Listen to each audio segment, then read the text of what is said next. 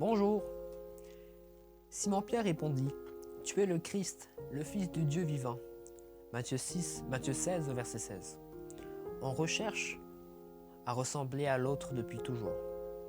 À la télévision, toutes les tranches d'âge ont leur héros ou une personne en qui ils se reconnaissent. Car depuis toujours, le malin veut nous laisser un modèle à suivre.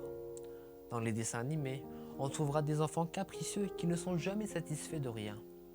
Dans les séries, on trouvera des jeunes adolescents qui s'adonnent à toutes sortes de pratiques sexuelles, filles avec filles ou garçons avec garçons, ou même en groupe.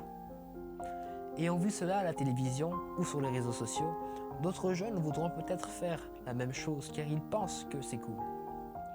Dans les films ou les émissions de télé-réalité, ou les plus grands, on voit des adultes qui ne peuvent avoir une relation durable. Ils changent tout le temps de partenaire. Ils sont instables. Le prince de ce monde est instable. Nul doute qu'il ne veut propager et faire de la publicité que pour ce qu'il est, et encourager à faire uniquement ce qui n'est pas agréable aux yeux de Dieu. Quand Jésus a demandé à ses disciples, « Qui dit-on que je suis, moi le Fils de l'homme ?» C'était pour nous donner un exemple, un modèle à suivre en tant que fils d'homme. Comme lui, nous pouvons être un fils d'homme, mais avoir une mission divine.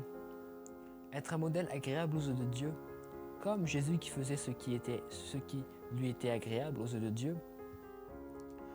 Dans la Bible, le mot Messie veut dire oint, c'est-à-dire une personne sur qui on a versé une onction d'huile et qui a une mission divine et un message particulier.